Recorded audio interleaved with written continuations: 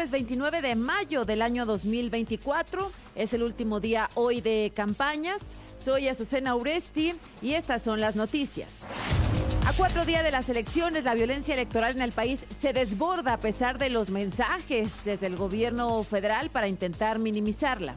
Ayer se reportaron 9 ataques contra candidatos o sus equipos en 6 estados de la República, con un saldo de 6 personas asesinadas. En Morelos mataron a Ricardo Arizmendi, suplente del candidato a la alcaldía de Cuautla por el PAN PRI PRD, Jesús Corona. Lo mataron junto a una empleada en su plaza comercial el 12 de octubre. Lucy Mesa, candidata al gobierno de Morelos por el PRI PAN PRD, responsabilizó directamente al gobernador con licencia Cuauhtémoc Blanco y al exsecretario de Gobernación, Adán Augusto López. Yo en este momento hago responsable a Cuauhtémoc Blanco, a Rodrigo Arredondo y a Adán Augusto López de cualquier situación que llegue a pasarme a una servidora, cualquier gente de nuestra familia y de nuestro equipo de campaña. Hoy justamente la planilla de nuestros regidores, de los principales líderes operadores en Cuautla, están siendo amenazados que se bajen de la contienda porque si no los van a asesinar. Esto en Morelos, mientras que en Chiapas mataron a 2 operadores políticos de Robertoni Orozco, candidato a la alcaldía de Villa de Corzo por Morena. La agresión ocurrió a 10 días de que el propio candidato resultara herido en un atentado en el que 3 de sus colaboradores murieron. También en Chiapas, simpatizantes del Partido Verde y de Morena, que a nivel nacional son aliados, se enfrentaron en Simojovel por el supuesto movimiento de boletas. Un miembro del Verde murió.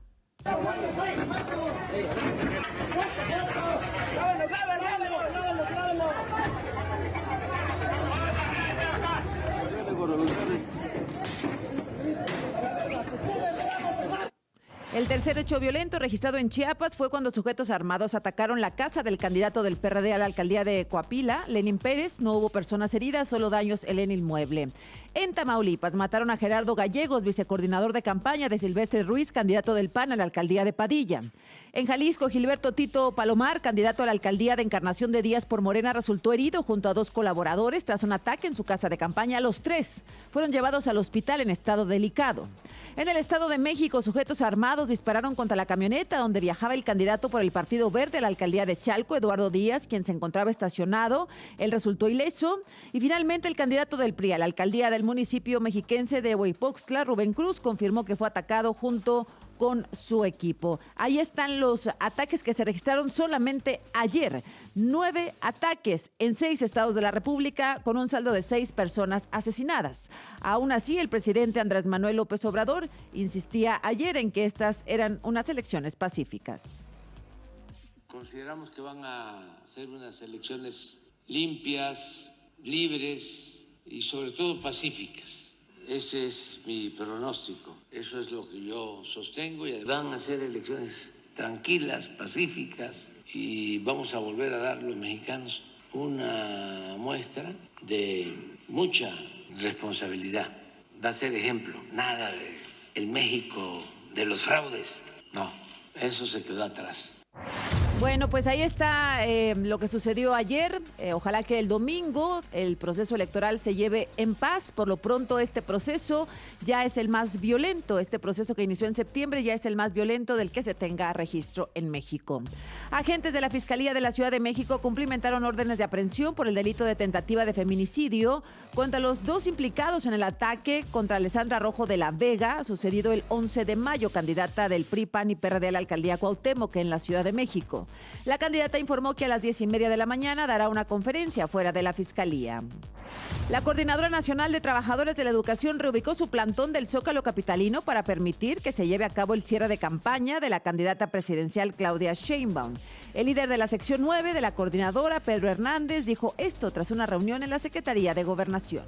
Va a haber una reubicación, no estamos replegándonos, estamos reubicando nuestras casas, nuestros implementos y están llegando más compañeros de otros estados. Bueno, pues ahí se reagruparon, digamos, en una parte del Zócalo de la Ciudad de México. Lo empezaron a hacer desde ayer. Lo mismo que el retiro de las vallas metálicas que rodeaban Palacio Nacional. Esto a pesar de que el presidente dijo el 15 de mayo que no las retirarían hasta después de las elecciones. Entonces, ¿las vallas hasta qué día permanecerán en Palacio? Sí, para que no se haga daño al Palacio. ¿Pero hasta qué día? ¿Pasando las elecciones se tienen pensado retirar o antes? Sí, pasando las elecciones Pues no, las empezaron a retirar ayer para que sin obstáculos hoy Claudia Sheinbaum cierre su campaña en el Zócalo. El evento comenzará a las 4 de la tarde, tendrá como invitados especiales a Los Ángeles Azules. Ayer la candidata estuvo en León, Guanajuato, en Guadalajara, Jalisco, desde donde pidió salir a votar. Y vamos a salir a votar por la verdadera democracia, no la de los fraudes electorales del PRIAN, no la del haya sido como haya sido de Calderón, la verdadera democracia del pueblo y para el pueblo. La candidata Xóchitl Gálvez tendrá su cierre de campaña, un masivo en la Arena Monterrey. El evento será a las 6 de la tarde, se presentarán la Sonora Dinamita, los Mier y los de Alanís. Más tarde viajará a Tepatepec, Hidalgo, donde se reunirá con su familia y tendrá su último acto de campaña frente a la casa donde nació. Ayer estuvo en Querétaro y Yucatán.